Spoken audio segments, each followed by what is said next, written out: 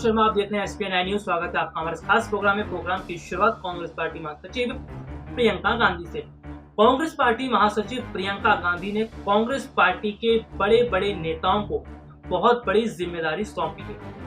दरअसल प्रियंका गांधी ने कांग्रेसी नेताओं को जिम्मेदारी सौंपते हुए बड़ा काम दिया। उन्होंने कहा कि हमारे देश के अंदर जिस तरह से कोरोना जो मरीज हैं उनकी संख्या बढ़ रही है और मृतकों की संख्या बढ़ रही है, जो सरकार छुपा रही है, कांग्रेसी नेताओं को जिम्मेदारी दी गई है कि मृतकों की जो संख्या असली संख्या है उसका जो डेटा है उसको जुटाया जाए, उसके आंकड़े जुटाए जाए, ताकि लोगों को ये पता चले कि किस तरह से हमारे देश में भयानक महामारी फैली और लोगों की कितनी बड़ी संख्या में मौत हुई।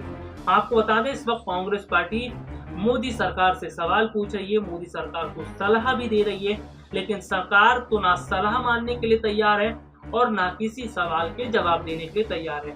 देखा जाए तो जिस तरह से बीते दिनों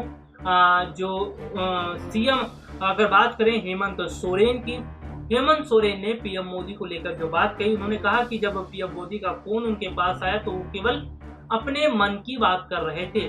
बेहतर होता कि अपने मन की बात करने की बजाय वो उनकी भी बात सुनते, हेमंत सोरेन की बात सुनते और राज्यों की स्थिति के बारे में सुनते।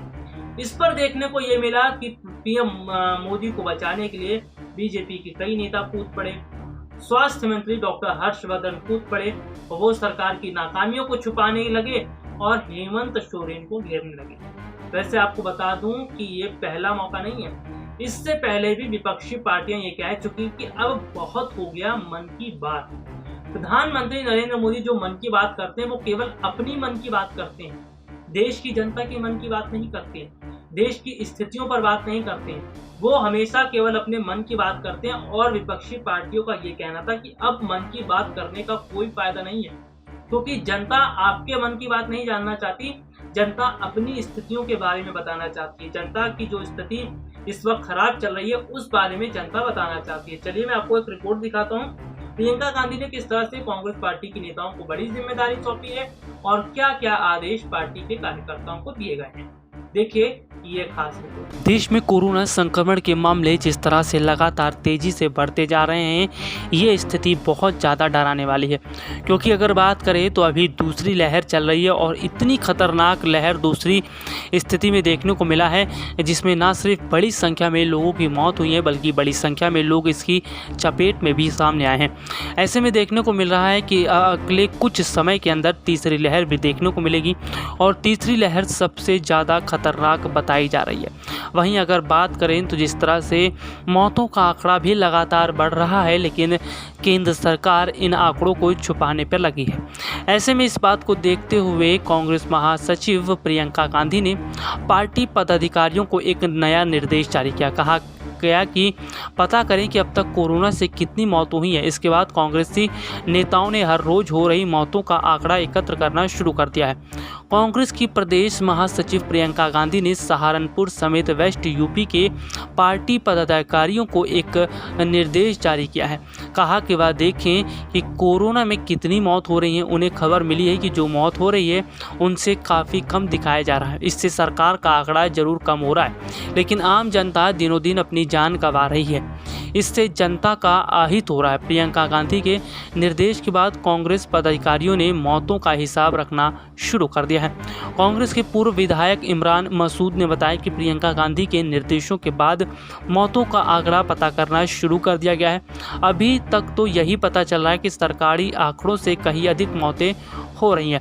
आपको बता दें कि जिस तरह से देखने को मिल रहा है कि सरकार लगातार आंकड़े छुपाने की कोशिश कर रही है और बीते कुछ समय पहले कांग्रेस पार्टी के पूर्व अध्यक्ष राहुल गांधी ने तो खुलकर कह दिया था कि सरकार को केवल एक ही काम आता है, वो भी आंकड़े छुपाना।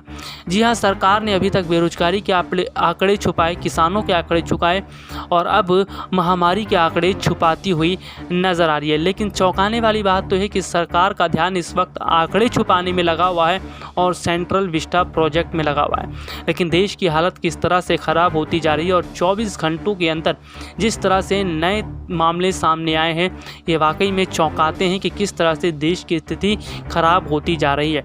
लेकिन सवाल तो ये भी बनता हुआ दिखाई दे रहा है कि विदेशी स्तर से जो दवाइयाँ और ऑक्सीजन बड़े स्तर पर पहुँचाई जा रही हैं, आखिरकार उन ऑक्सीजन और दवाइयों का हो क्या रहा है, क्योंकि अभी भी देश के अस्पतालों में ऑक्सीजन की कमी है, रेमडेसिविर इंजेक्शन की कमी है, इसके साथ ही साथ बहुत सारी दवाइयों की कमी देखने को मिल रही है, जिसे देखकर ऐसा लग रहा है कि सरकार पूरी तरह से फेल होती हुई दिखाई दे रही है। सरकार ना तो राज्यों को सही ढंग से सुविधाएं मुहैया करवा पा रही है और ना ही सरकार काम कर पा रही है।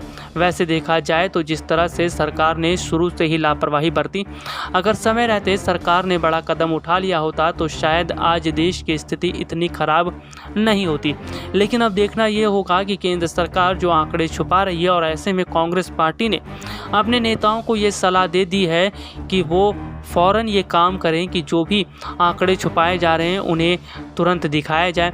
यानी कि कांग्रेस से पार्टी ने अपने नेताओं को काम पर लगा दिया है और ये पता लगाने की कोशिश की जा रही है कि आखिरकार सरकार और क्या चीज़ें छुपा रही है और सरकार किस तरह से देश के लोगों को अंधकार में रख रही है। वैसे आपको बता दें, राहुल गांधी ने कहा था कि सरकार दवाइयों पर भी टैक्स लगा रही है, लेकिन सवाल तो ये होता है कि आखिरकार दवाइयों पर टैक्स लगाने की क्या ज़रूरत है। देश में स्थिति इतनी ख़राब हो चुकी है कि अब उसके ऊपर दवाइयों पर भी टैक्स लगाया जा रहा है। इसका मतलब यह है कि सरकार पूरी तरह से जनता से पैसा वसूलना चाहती है और जनता से पैसा वसूल करके सरकार अपना खजाना भरना चाहती है। लेकिन जिस तरह से देश की जनता और विपक्षी पार्टियां सवाल पूछ रही हैं, उससे साफ पता चल रहा है कि सरकार किसी सवाल का जवाब नहीं दे पा रही और सरकार केवल अपने ही राग अलाप रही है। तो देखा आपने कि कितनी बड़ी जिम्मेदारी प्रियंका गांधी ने इस वक्त दी है और कांग्रेस पार्टी इस वक्त न सिर्फ देश की जनता का साहस बढ़ाने में लगी है, बल्कि जो देश की जनता है उसको पूरी तरह से अपने साथ जोड़कर रख रही है। साथ ही साथ सरकार की नाकामयाबी दिखा रही है। ये बताया जा रहा है कि शुरू से ही सरकार ने ढिलाई बरती, सरकार ने लापरवाहियां बरती और साल 2014 से 2021 तक की अगर बात करें, इन कार्यकाल के दौरान, इन समय के दौरान सरकार ने ना तो हेल्थ सेक्टर पर ध्यान दिया, ना बेरोजगारी पर ध्यान दिया और ना ही युवाओं पर ध्यान दिया गया। केवल आत्मनिर्भर का रोना सरकार रोती रही। आत्मनिर्भर भारत जो है वो पूरी तरह से अब ध्वस्त हो चुका है, क्योंकि आत्मनिर्भर भारत का जो बात सरकार कर रही थी वो भी जानती है कि आत्मनिर्भर भारत पूरी तरह से विफल हो चुकी है। लेकिन सरकार ने जिस तरह से अपने ही मन की बात की, मोदी सरकार ने शुरुआत से ही अपने मन की बात की, ना तो बेरोजगारों की बात सुनी, ना युवाओं की बात सुनी, ना स्वास्थ्य सेक्टर की बात सुनी। इसके अलावा अगर बात करें तो जिस तरह से पीएम मोदी जो एक अपना मन की बात कार्यक्रम लेकर आते हैं, उसमें वो केवल अपनी ही बात करते हैं, जनता की बात उन्होंने कभी नहीं सुनी। इससे साफ पता चलता है कि सरकार ना जनता की सुनती है, ना विपक्षी पार्टियों की सुनती है, केवल और केवल अपने मन की बात करती है। लेकिन जो मन की बात सरकार करती है उसका बड़ा नुकसान चुनाव के समय देखने को मिलेगा। जनता ने भी बता दिया कि अब बहुत हुआ मन की बात, अब बहुत हुआ सरकार का अपना रवैया। अगर सरकार जनता की नहीं सुनेगी तो शायद साल 2024 का जो चुनाव है उसमें जनता टाटा बाय बाय कर देगी बीजेपी को, क्योंकि शुरुआत दिख चुकी। बंगाल में विधानसभा चुनाव हुए, वहां पर स्थिति देखने को मिलेगी किस तरह से बड़ा झटका बीजेपी को लगा। केरल में भी लगा, उत्तर प्रदेश पंचायत चुनाव में लगा। इसके साथ ही साथ अगर बात करें तो जिस तरह से सरकार जो है पूरी कोशिश कर रही थी चुनाव में जीत हासिल करने की, वो जीत हासिल तो नहीं हो पाई, देश की स्थिति और खराब हो गई। इसके साथ ही साथ अगर बात करें तो सरकार ने देश को अंधकार में झोंक दिया और सरकार अब मन की बात कर रही है और पीठ थपथपाने की कोशिश कर रही है।